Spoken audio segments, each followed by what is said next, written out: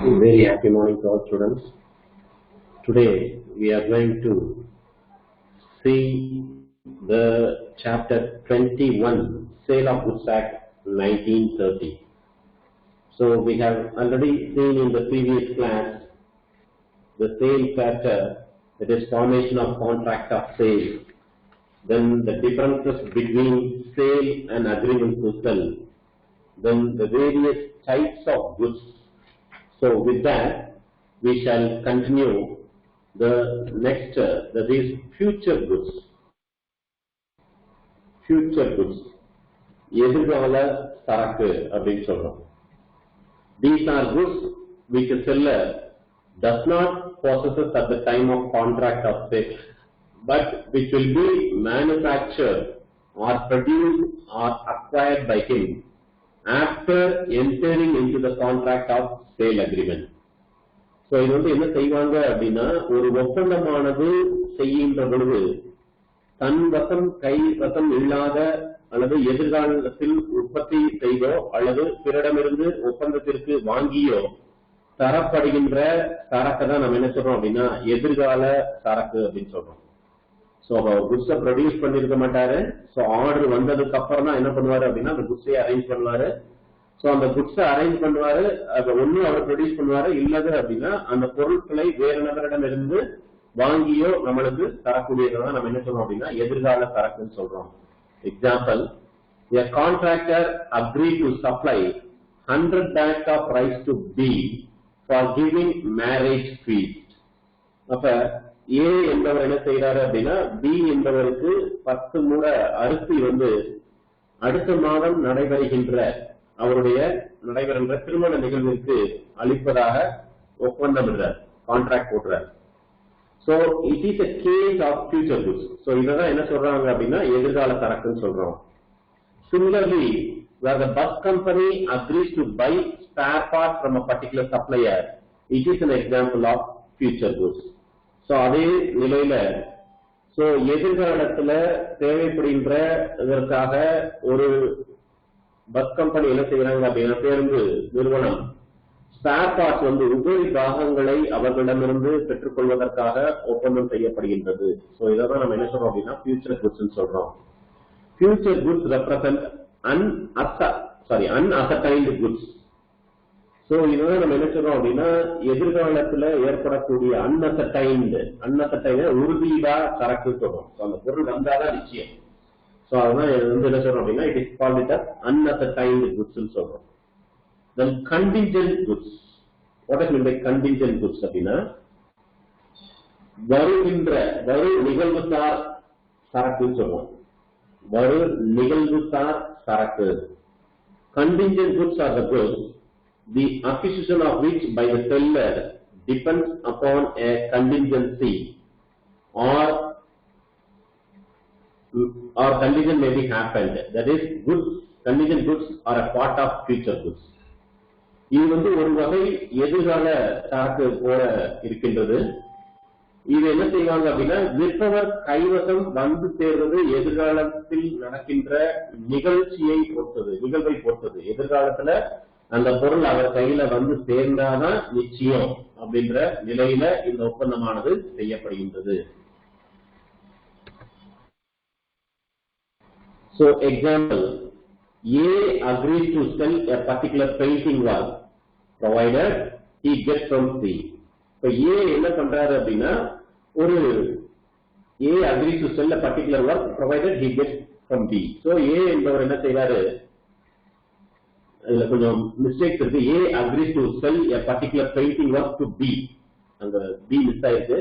So A என்ன செய்றாரு அப்படின்னா B என்பவரோடு ஒரு ஒப்பந்தம் செஞ்சுக்கிறார். என்ன செஞ்சுக்கிறாரு, ஒரு குறிப்பிட்ட ஓவியம் வந்து C இடமிருந்து கிடைத்தால் அதை விற்பனை செய்வது. A agrees to sell a particular painting work to B provided he gets from C. So A என்பவர் என்ன செய்யறாரு அப்படின்னா ஒரு பெயிண்டிங்கை வந்து B அப்படின்றவருக்கு விற்பனை செய்வதாக ஒப்பந்தம் செய்யப்படுகின்றது.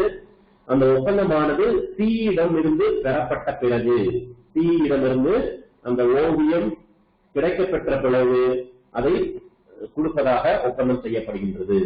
Similarly, a rice merchant agrees to supply 10 bags of basmati rice from Pakistan if he gets supplied. அதே சமயத்துல ஒரு அரிசி வியாபாரி என்ன செய்யறாரு அப்படின்னா 10 மூரை பாசுமதி அரிசி வந்து பாகிஸ்தானில் கிடைத்தால் விற்கின்றேன்.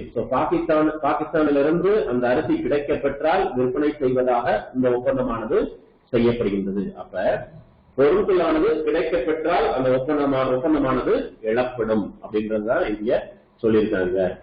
The next one is transfer of ownership. உரிமை மாற்றம். So transfer of property, that is ownership in goods from the seller to the buyer, is the main object of a contract of sale. ஒரு பொருளை ஒரு நபர் வைத்திருப்பதாலேயே அவர் உரிமையாளராக என்ன செய்ய முடியாது அப்படின்னா ஆகிவிட முடியாது. Transfer of property in goods from the seller to the buyer is the main object of contract of sale. So ஒப்பந்தம் அப்படின்னு பாத்தீங்க அப்படின்னா வாங்குபவருக்கும் விற்பவருக்கும் எழப்படுகின்றது. சோ அந்த ஒப்பந்தமானது எப்பொழுது முடிவடைகின்றது அப்படின்னா விற்பனையாளரிடமிருந்து வாங்குபவரிடம் பொருளினுடைய உரிமையானது மாற்றம் செய்கின்ற பொழுது. The term property in goods must be distinguished from possession of goods. அதே சமயத்துல the term property in goods must be distinguished from possession of goods.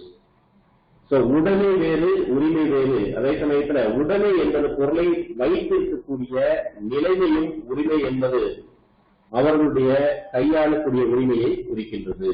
Property in goods means the ownership of goods, while possession of goods refers to the custody of the goods or control over the goods. அந்த பொருளை வைத்திருக்கின்ற நிலையை பொறுத்து அந்த உரிமையானது பெறப்படுகின்றது. For example, A may possess a watch. Just because A possesses the watch, he cannot be the owner. So A என்பவர் ஒரு கைகடிகாரத்தை வச்சிருக்கிறாரு என சொல்லுவோம். அதை நண்பரிடமிருந்து இவர்கள் பெற்று வைத்திருக்கலாம் அல்லது திருடி வைத்திருக்கலாம் என்பது கீழே கண்டு எடுத்திருக்கலாம். சோ இதெல்லாம் வந்து நிகழ்வு தான், எது வேணாலும் நடக்கலாம். அவர் வாட்ச் வச்சிருக்கிறாரு, அவர் என்ன செஞ்சிருக்கலாம் அப்படின்னா அவர் நண்பரிடமிருந்து வாங்கி வச்சிருக்கலாம். So he might have borrowed the watch from his friend or stolen the watch from somebody. So யார்கிட்ட திருடிக்கலாம் or found it in the highway. So கீழே கடந்து எடுத்துக்கலாம். In this case he cannot be called the owner. So அந்த சமயத்துல அவர் வந்து அந்த பொருளுடைய உரிமையாளராக சொல்ல முடியாது. It is important to know the precise movement of time at which the ownership in goods passes from seller to the buyer.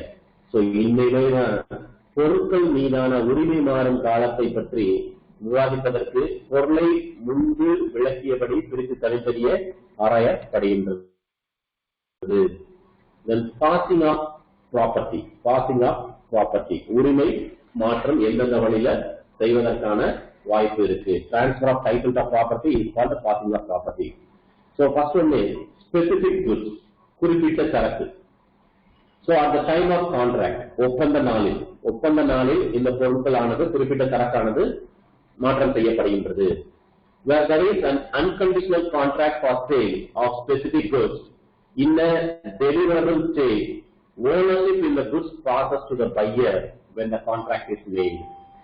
So ஒப்பந்தம் செய்யப்படுகின்ற பொழுது விற்கப்பட்ட சரக்கு ஒப்படைக்கப்பட்ட ஆயத்த நிலையில் இருப்பின், சோ அது விலை செலுத்தப்பட்ட பின்பே அல்லது கடன் விற்பனையின் பொழுதோ வாங்குபவரிடம் ஒப்படைக்கப்பட்ட பின் உரிமை மாற்றமானது நிகழ்படுகிறது. The time of payment of price, ஒன்று பொருளினுடைய விலை கொடுத்த பிறகோ or the time of delivery of goods is immaterial, is the matter of transferring the ownership of goods.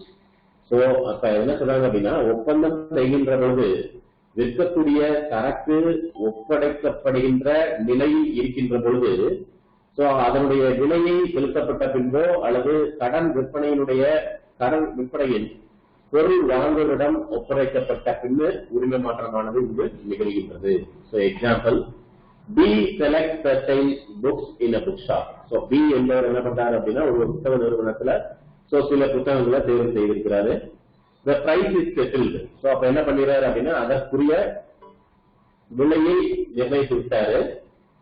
Then B arranges to take delivery of goods next day from the servant and agrees to pay for the books on the first of the next month. அப்ப என்ன செய்யல அப்படின்னா பணம் உடனே கொடுக்கல. So அடுத்த நாள் என்ன செய்யறாரு அப்படின்னா அந்த புத்தகங்களை தன்னுடைய ஊழியர் மூலமாக பெற்றுக்கொள்வதாகவும் சோ அந்த புத்தக கடையினுடைய கட்டுமத்தை விட்டு செல்கிறார். அடுத்த மாதம் பேமெண்ட் கொடுத்துடுறேன் அப்படின்னு சொல்லிட்டு சொல்லுகிறார். The book was destroyed by fire. So அப்ப அவர் போன பிறகு என்ன ஆயிடுச்சு அப்படின்னா அந்த புத்தகம் முழுவதும் எரிந்து விட்டது. So in this case, B has to bear the loss and pay for the book selected since the ownership has already passed on to B. So இந்த சமயத்துல புத்தகம் ஒப்படைக்கப்பட்ட நிலையில தரப்பட்டது. அப்ப விலை செலுத்தப்பட்ட அந்த நிமிடமே என்ன செய்கிறது அப்படின்னா உரிமை மாற்றமானது நிகழ்ந்துகிறது. So the price is settled. அப்ப என்ன பண்ணிடுறாருன்னா புத்தகத்தினுடைய விலையை அவர் கொடுத்துறாரு. கொடுத்துட்டு டெலிவரி எடுத்துக்கிறான்னு என்ன செய்யறாரு அப்படின்னா சோ ஒரு வேலையோட நாளைக்கு அமர்த்திட்டு நான் அந்த புக்கை வந்து எடுத்துக்கிறேன் அப்படின்னு சொல்லிட்டு போயிடுறாரு. அப்ப அதுக்குள்ள அந்த பொருளானது என்ன ஆயிருது அப்படின்னா எரிந்து விடுகிறது. அப்ப என்ன செய்ய முடியாது அப்படின்னா ஏற்கனவே அந்த பொருளுடைய விலை பீயிடமிருந்து பெறப்பட்டதால் சோ உரிமை மாற்றமானது விற்பவரிடமிருந்து வாங்குபவரிடம் மாற்றப்பட்டுவிட்ட காரணத்தினால சோ அந்த இழப்பீடை பி தான் ஏற்றுக்கொள்ள வேண்டும். ஏ வந்து அந்த நட்டத்தை ஏற்க மாட்டார் அப்படின்றது இந்த நட்டத்தை ஏ தான் ஏற்க வேண்டும் என்பது சட்ட விதி. சோ இதுல ஏ வந்து மாற்றி விட்டது. சோ உடனே என்ன செய்யறாங்க அப்படின்னா வட்டம் இருந்த நட்டத்தை வந்து பி என்பவர் வந்து மாற்றிக்கிறாரு அப்படின்றத சொல்றாங்க. Then beyond the date of contract, ஒப்பந்த நாளுக்கு பிறகு ஏற்படக்கூடிய ஒப்பந்தம். So ஒப்பந்த நாளுக்கு பிறகு ஏற்படக்கூடிய ஒப்பந்தம் goods not to be deliverable stage. So where there is a contract for sale of specific goods not in a deliverable condition. So ஒப்படைக்கத்தக்க நிலையில இல்லாத சரக்க பொறுத்தமட்டில் விற்பவர் தான் என்ன செய்யணும் அப்படின்னா அதனை ஒப்படைக்கும் நிலைக்கு மாற்றிய பின்னால் உரிமை மாற்றமானது இங்கு நடைபெறும். சோ இப்ப ஒரு பில்டிங் கட்டுறாங்க அப்படின்னா ஒரு பில்டிங் வந்து பினிஷ் பண்ணி முடிச்சதுக்கு அப்புறம் தான் அந்த நுகர்வோர் வெளியே சோ அந்த கட்டடம் முடிவு இல்லாத நிலையில வந்து நுகர்வோருக்கு அந்த பொருள் சென்றடைய மாட்டாது. அதான் இங்க சொல்றாங்க. The seller has to do certain activities to bring the goods into deliverable conditions like painting, quality, checking, waiting, etc. So அந்த பொருளை வாங்குபவரிடமிருந்து வாங்குபவருக்கு மாற்றம் செய்கின்ற தக்க நிலையில் அதை தயார்படுத்துவது விற்பனையாளருடைய வேலை. Then the ownership does not pass on till such activities bringing them into deliverable. So அப்ப என்ன செய்ய முடியாது? இந்த உரிமை மாற்றமானது முழு பொருளாக வாங்குபவரிடம் ஒப்படைக்கின்ற வரை அந்த பொருள் வந்து மாற்றம் செய்யப்பட மாட்டாது. Example, there was a contract for sale of machine weighing 30 tons and installed in a concrete floor. Some parts of the machine were damaged during the process of removal. In this case, buyer is entitled to refuse to buy the machine as it is not in a deliverable condition. உதாரணத்துக்கு ஒரு பழைய இயந்திரத்தை போய் வாங்க போறாங்க. So அது பழைய இயந்திரம் ஆகின்ற பொழுது அது ஏற்கனவே போய் பார்க்கின்ற பொழுது ஒரு கான்கிரீட் கீழே அடித்தளத்துல அது பிக்ஸ் பண்ணி வச்சிருக்காங்க. சோ அதை பார்த்து நம்ம என்ன செஞ்சுட்டோம் அப்படின்னா ரேட்டை பிக்ஸ் பண்ணி நம்ம விலை நிர்ணயம் செய்து வந்துட்டோம். சோ அதை எடுக்கின்ற பொழுது அதை அந்த கான்கிரீட்டை பெயர்த்து எடுக்கின்ற பொழுது என்ன செஞ்சிருது அப்படின்னா அந்த இயந்திரமானது சேதமடைந்து விடுகின்றது. அப்ப என்ன செய்யறாரு அப்படின்னா வாங்குபவர் வந்து அதை ரெஃப்யூஸ் பண்றாரு. நான் பொருள் பார்க்கின்ற பொழுது இவ்வாறு இல்லை, இது சேதப்பட்டு இருக்கு, அப்ப வந்து நான் இந்த பொருளை ஏற்றுக்கொள்ள முடியாது அப்படின்ற மாற்றம் அவர் ரெஃப்யூஸ் பண்றாரு. சோ அதான் இங்க சொல்லியிருக்காங்க. Then when the price of goods is to be ascertained by weighing or testing or doing something. So எடை போடுதல் அல்லது சோதனைக்கு உட்படுத்துதல் சரக்கின் விலை தீர்மானிக்க வேண்டிய இருப்பின். So என்ன சொல்றாங்க? There is a contract for sale of specific goods in a deliverable condition, but the seller is yet to weigh, measure, test or do some other act or think with reference of the goods for the purpose of fixing the price, then the ownership of goods. So ஒரு விலையை தீர்மானிக்க சரக்குல என்ன செய்யலாம் அப்படின்னா எடை போட வேண்டிய சூழ்நிலை ஏற்பட்டாலோ அல்லது செய்ய வேண்டிய அல்லது ஏதேனும் செய்ய வேண்டிய இருப்பேன், அத்தகைய செயல்களை செய்யப்பட்டு வாங்குவதற்கு அது குறித்து தெரிவிக்கப்படும் தான் உரிமை மாற்றமானது இங்கு நிகழ்கின்றது. So pass on to the buyer after such activities are carried out and completed for the buyer as to knowledge of. So A sold some quality of wheat to B at the rate of ₹10 per kg. So A என்ன செய்யறாரு அப்படின்னா கோதுமையை B அப்படின்றவருக்கு ஒரு kilo 10 ரூபாய் அப்படின்ற விலை நிர்ணயம் செய்து பேசுறார். However, A had to weigh the weight in order to know the price of the entire quality of wheat sold to B. அந்த சமயத்துல ஏ என்பவர் கோதுமையினுடைய களத்துல உள்ளக்கூடிய கோதுமையை நிறுத்து சாக்கில் என்ன செய்யணும் அப்படின்னா அவர் வந்து பிக்ஸ் பண்ணிக்கணும், நேரடியா போய் பிக்ஸ் பண்ணணும். In this case, the ownership of the wheat shall transfer to B as soon as A weighs the wheat, B comes to know about the completion of the weighing activity. அப்ப கோதுமையை எடை போடுகின்ற சாக்கில கட்டிய பின்பே சரக்கின் மீதான உரிமை வந்து பி என்ற நபருக்கு மாற்றம் செய்கிறது. எனக்கு எத்தனை மூடை வேணுமோ அத்தனை மூடை அளந்து போடுறப்ப நாம என்ன செய்யணும் அப்படின்னா அருகில் இருக்கணும். அப்ப அந்த அருகில் இருந்தாதான் அந்த டிரான்சாக்சன் வந்து கன்க்ளூட் ஆகும். நெக்ஸ்ட் ஒன் அன்அசர்டைன்ட் குட்ஸ் சொல்றோம். அறுதியிடப்படாத சரக்குகள், அன்அசர்டைன்ட் goods. As already we studied that the unascertained goods are those which are not specifically identified at the time of contract of sale. அறுதியிடப்படாத சரக்கு என்பது வந்து பாத்தீங்க அப்படின்னா விற்பனை ஒப்பந்த நாளில அடையாளம் காணப்படாத சரக்குகளை நம்ம அறுதியிடப்படாத சரக்கு அப்படின்னு சொல்றோம்.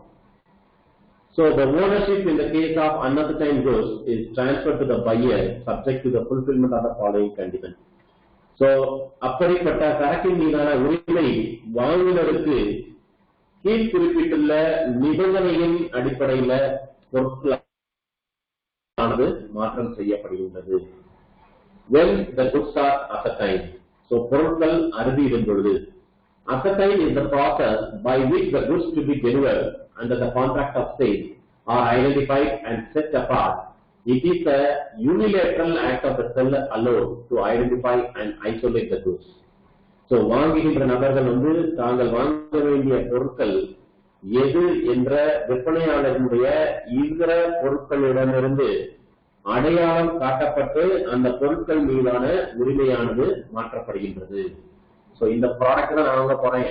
உதாரணத்துக்கு ஒரு நம்ம 2 வீலர் எடுக்கிறோம் அப்படின்னா நிறைய 2 வீலர் இருக்கும், நிறைய கம்பெனிஸ் இருக்கும். என்ன கம்பெனின்றத சூஸ் பண்ணிட்டு எந்த பைக்குன்றத, எந்த இன்ஜின் நம்பர், எக்ஸாஸ்ட் நம்பர்லாம் நம்ம செலக்ட் பண்ணதுக்கு அப்புறம் இந்த பொருள்கள் நான் வாங்க போறேன் அப்படின்ற முடிவு கட்டப்பட்ட பிறகுதான் அதை சொல்றாங்க. அதனுடைய உரிமையானது மாற்றம் செய்யப்படுகின்றது. When the goods are appropriate to the contract.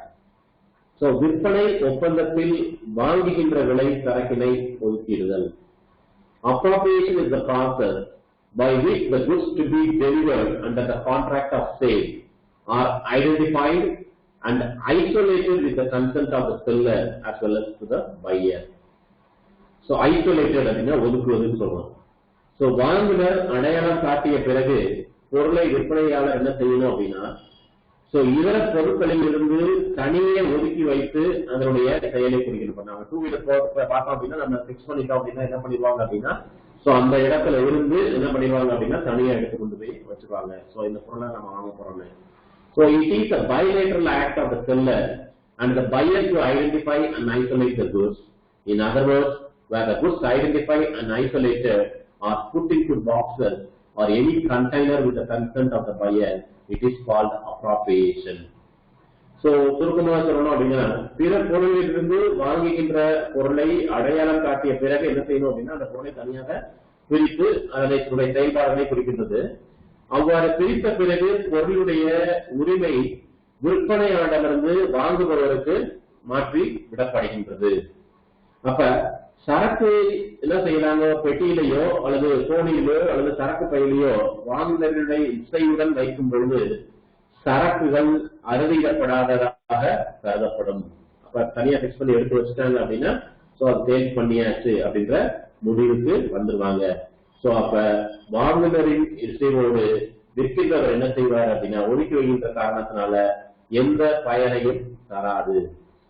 Example சொல்றாங்க, A agrees to sell B the oil to be produced by him. The oil was filled by A into the bottle supplied by B. So A என்பவர் B என்பவரிடம் so என்ன பண்றாரு அப்படின்னா oil வாங்கலாம்னு நினைக்கிறாரு. உதாரணத்துக்கு ஒரு பாக்கெட் வாங்கலாம்னு நினைக்கிறாரு, குட்டிகள் வாங்கலாம், பாட்டில் வாங்கலாம்னு நினைக்கிறாரு. சோ அப்ப என்ன பண்றாரு அப்படின்னா பி தரக்கூடிய பாட்டில்ல அது தரப்பட வேண்டும் அப்படின்றத உணர்ந்தார். சோ ஏன்றவரு ஆயில் வச்சிருக்கிறாரு, பி என்ன செய்யறாரு, நான் 100 பாட்டில் வாங்கிக்கிறேன், சோ அந்த 100 பாட்டில் வந்து நான் கொடுக்கக்கூடிய பாட்டில வந்து அதை ஃபில் பண்ணி கொடுங்க அப்படின்றதுதான் உடன்படிக்கை. சோ அப்படி இருக்கின்ற சமயத்துல it is an effective appropriation in the ownership of oil passes to the buyer when the oil is filled into the bottle. In this case, the buyer gave his consent to the appropriation by supplying the bottle. So இந்த நிலையில B என்ன பண்றாரு அப்படின்னா எண்ணெய் நிரப்பிய பின்பே Bக்கு சொந்தமானதாக அது மாறும். சோ அவர் குடிக்கின்ற பாட்டில கொடுக்கணும், பாட்டில வந்து ஆயில் ஃபில் பண்ணதுக்கு அப்புறம் தான் அந்த உரிமை மாற்றமானது நிகழ்கின்றது அப்படின்றத சொல்றாங்க. சோ அந்த சமயத்துல பி தரக்கூடிய பாட்டில்கள்ல அதை அடைப்பதே சரியான ஒதுக்கீடாக சொல்லப்படுகின்றது. பி தரக்கூடியதுலதான் செய்யணும் அப்படின்றதுதான் இங்க ஒப்பந்தம். அதான் சொல்றாங்க. Then delivery to the carrier, எடுத்து செல்கின்ற ஒப்படைப்பு. சோ ப்ராடக்ட் வந்து எடுத்துட்டு போறவங்க பொருளை ஒப்படைப்பு. Where the seller deliver the goods to the carrier for the purpose of transmission to the buyer, he is deemed to have unconditionally appropriate the goods to the contract. So வாங்குனருக்கு பொருட்களை சேர்ப்பதற்கென்ற நோக்கத்திற்காக so விற்பவர் என்ன செய்கிறார், ஒரு சரக்கேற்றியிடம் சரக்கை ஒப்படைக்கின்றார். But the only condition is that the seller should have the reserve, the right of dispose of the goods. So அந்த ஒப்பந்தம் செய்கின்ற பொழுது செய்யப்பட்ட விற்பவர், அதாவது அப்படி செய்யப்பட்ட பின்பு விற்பவர் என்ன செய்யணும் அப்படின்னா ஒதுக்கி வைக்கப்பட்ட சரக்கினை பயன்படுத்த உரிமையை வைத்திருக்க கூடாது. ஒரு ப்ராடக்ட் நம்ம ஒதுக்கி வச்சுட்டோம் அப்படின்னா அங்க வந்து கேரியர் கணக்கு போறோம் அப்படின்னா அந்த பொருளை நாம பயன்படுத்த கூடாது. Where the railway receipt or the bill of lading is made out in the name of buyer, the presumption is that the seller has not reserved the right of disposal of the goods. The property in such goods passes to the buyer immediately on delivering them to the carrier. So விற்பவர் வந்து வாங்குனருடைய பெயர்ல ரயில் ரசீதோ அல்லது கப்பல் ரசீதோ எடுத்து விட்ட பின்பு என்ன செய்யக்கூடாது அப்படின்னா அந்த சரக்கினை விற்பவர்கள் விருப்பப்படி பயன்படுத்திக் கொள்ள முடியாது. இதுதான் எடுத்து சொல்றாங்க. அப்ப சரக்கேற்றியிடம் ஒப்படைத்த உரிமை வாங்குனருக்கு மாற்றி விடப்படுகின்றது. The goods sent on approval or sale or return basis. விற்பனை அல்லது திருப்பம் என்ற அடிப்படையில ஏற்பிற்கு பின் விற்பனை என்ற அடிப்படையில் பொருளை அனுப்பி வைத்தல். Goods sent on approval or on sale of return basis means those goods in respect of which the buyer has option either to return or retain. So அந்த ஒப்புதலுக்கு பின்பு விற்பனை அல்லது திருப்பம் என்ற அடிப்படையில வாங்குனருக்கு அனுப்பப்பட்ட சரக்கு அவரின் விருப்பத்திற்கு ஏற்ப வைத்துக் கொள்ளவோ அல்லது திருப்பி அனுப்புவதற்கோ அவர்களுக்கு உரிமையானது உண்டு. Then differences between time of transfer of ownership. So rule. So உரிமை மாற்றத்தின் எழப்படக்கூடிய விதிமுறைகள் என்னென்ன? So first one, where the buyer communicates his approval or acceptance. வாங்குபவர் தன்னுடைய ஒப்புதலை தெரிவிக்கின்ற பொழுது time or transfer of ownership. Ownership passes right from the time of communication of the approval. So அந்த ஒப்புதலை தெரிவித்த பிறகு தெரிவிக்கின்ற தருணத்திலேயே என்ன செய்வாங்க அப்படின்னா உரிமை மாற்றமானது மாற்றிவிடப்படுகின்றது. So example, A offers to sell his scooter to B and delivers it to B for trial run for 2 days. So A என்பவர் B என்பவருக்கு தன்னுடைய இருசக்கர வாகனத்தை விற்க முடிகின்றாரு. சோ 2 நாள் ஓட்டி பார்ப்பதற்காக என்ன செய்கிறார் அப்படின்னா மனநிறைவு அடைந்தல். 2 நாள் ஓட்டி பார்த்துட்டு வர்றேன் அப்படின்னு சொல்றாரு. We communicate his acceptance after 2 days. In this case, ownership passes right from the right of his communication of his approval. So அப்ப அந்த 2 நாள் ஓட்டி பார்த்த பிறகு அவரு திருப்தி அடைஞ்சிறாரு. அப்ப என்ன செய்யறாரு அப்படின்னா, சோ ஒப்புதல் தெரிவிக்கப்பட்டது, சரி நான் இந்த வண்டியை நான் எடுத்துக்கிறேன் அப்படின்னு சொன்ன உடனேயே உரிமை மாற்றமானது A இடமிருந்து B இடம் பெறப்பட்டு விடுகின்றது. So point number 2, where the buyer does some act adapting the transaction. So வாங்குகின்றவர் சரக்கை ஏற்றுக்கொள்கின்ற விதத்தில் பயன்படுத்துதல். When the act of adaptation is done. So ஏற்கும் செயலை செய்கின்ற பொழுது நேரத்தில் ஏற்கும் செயலை ஏற்கின்ற செயலில். So A delivers some jewelry to B on sale of return basis. So A என்பவர் என்ன செய்கிறார் அப்படின்னா, B என்பவருக்கு தன்னிடம் இருக்கக்கூடிய நகைகளை கொடுத்து போட்டு பார்த்து பிடித்தா வாங்கிக் கொள்ளலாம் அப்படின்ற பேசிஸ்ல ரிட்டர்ன் பண்ணிக்கலாம் அப்படின்ற பேசிஸ்ல பண்றாரு. B blessed jewelry with C. So அப்படி இருக்கிற சமயத்துல B என்ன செய்யறாரு அப்படின்னா, சோ அடமானம் வச்சுக்கிறார். யார்கிட்ட கொண்டு போய்? C போய். It was felt that ownership of the jewelry had transferred to B. As they had adapted the transaction by pledging the jewelry with C, in this case, A has no right against C. He can only recover the price of the jewelry from B. So, அப்ப என்ன செய்ய முடியாது அப்படின்னா, அந்த பொருட்கள் மீது உரிமை மாற்றம் செய்யப்படுகின்றது யாருக்கு அப்படின்னா B-க்கு. So B கொண்டு போய் என்ன பண்ணிடுறாரு அப்படின்னா C-க்கு அடமானம் வச்சுறார். So அந்த பொருளுக்கு விலை கிடைக்க பெறாத பொழுது என்ன செய்வார் அப்படின்னா, A வந்து B-க்கு தான் கேட்க முடியுமே ஒழிய C-க்கு போய் எந்த விதமான பொருட்கள் மீது நாம உரிமை கொண்டாடுவதற்கான வாய்ப்பு அங்க இல்லை. அதான் சொல்றாங்க. The third point, where the buyer fails to return the goods. காலக்கெடு வைத்திருக்கின்ற நிலையில். Here, after the time fixed for return on the expiry of the fixed term. காலக்கெடு முடிந்த மறுநிமிடமே X delivers some goods to Y on sale of return for 7 days. So X என்பவர் Y என்பவருக்கு விற்பனை அல்லது திருப்பம் என்ற அடிப்படையில 7 நாள் காலக்கெடுல வந்து பொருட்களை விற்கின்றார். Y neither returns nor give notice on rejection of the goods even after the expiry of 7 days. அப்ப அந்த 7 நாட்கள் முடிந்த பிறகு Y வந்து எந்த விதமான தகவல்களும், பொருட்களை நான் திருப்பி அனுப்புறேன், இந்த பொருட்கள் இவ்வாறு இருக்கின்றது அப்படின்னா எந்த விதமான தகவல்களும் யாருக்கு சொல்லல அப்படின்னா X-க்கு சொல்லல. அப்ப அந்த 7 நாள் முடிந்து விட்டது. The goods were destroyed by fire on 8th day. So அப்ப 8வது நாள் அவர் வைத்திருந்த பொருளானது தீக்கு இரையாகிறது. In this case, Y as the bearer of the loss of the ownership has passed on 8th day after the lapses of the stipulated period. So அப்ப 8வது நாளிலிருந்து அந்த பொருட்களுடைய உரிமை X-இடமிருந்து Y-க்கு மாற்றப்பட்டு விட்டதால் இதனால் ஏற்படக்கூடிய இழப்பு முழுவதும் யாரை சேரும் அப்படின்னா Y-ஐ தான் சேரும். The next, where no time has been fixed for return. So காலக்கெடு இல்லாத நிலையில. So on the expiry of the reasonable time, Yes Limited agreed to sell a tractor to municipality on the condition that if the latter was not satisfied with the tractor, it could be rejected. So yes என்பவர் ஒரு வரையறுக்கப்பட்ட நகராட்சிக்கு ஒரு டிராக்டரை விற்க முன்வர்றாரு. அவர்கள் ஒப்படைக்கிறாரு. So அவர்கள் என்ன செய்யறாங்க அப்படின்னா, the municipality used the tractor for a month and a half and then wanted to reject. In this case, அப்ப என்ன செய்யறாரு அப்படின்னா, சோ நீங்க டிராக்டரை பயன்படுத்துங்க, சோ நீங்க திருப்திகரமாக இருந்தால் அதை வாங்கிக்கோங்க அப்படின்னு சொல்றாங்க. அந்த சமயத்துல அந்த நகராட்சி என்ன செய்யறாங்க அப்படின்னா, அந்த டிராக்டரை ஒரு மாசத்துல பயன்படுத்திட்டு இருக்கின்ற பொழுது சோ அவங்க திருப்தி படையில. அப்ப என்ன செய்யறாங்க அப்படின்னா, அந்த டிராக்டரை திருப்பி ரிட்டர்ன் பண்ணிடுறாங்க. In this case, the property in the tractor is deemed to have passed to the municipality at the reasonable time lapsed. So இந்த நிலையில நகராட்சியினுடைய டிராக்டர் திருப்பி எடுக்க முடியாது. சோ இப்ப என்ன பண்றாங்க அப்படின்னா, அந்த டைம் லாப்ஸ் ஆயிருச்சு அப்படின்னா 2 மாதம் ஆயிருச்சு அப்படின்னா பண்ண முடியாது. 1 மாதத்துக்குள்ள என்ன செஞ்சுக்குவாங்க அப்படின்னா திருப்பி எடுத்துக்குவாங்க.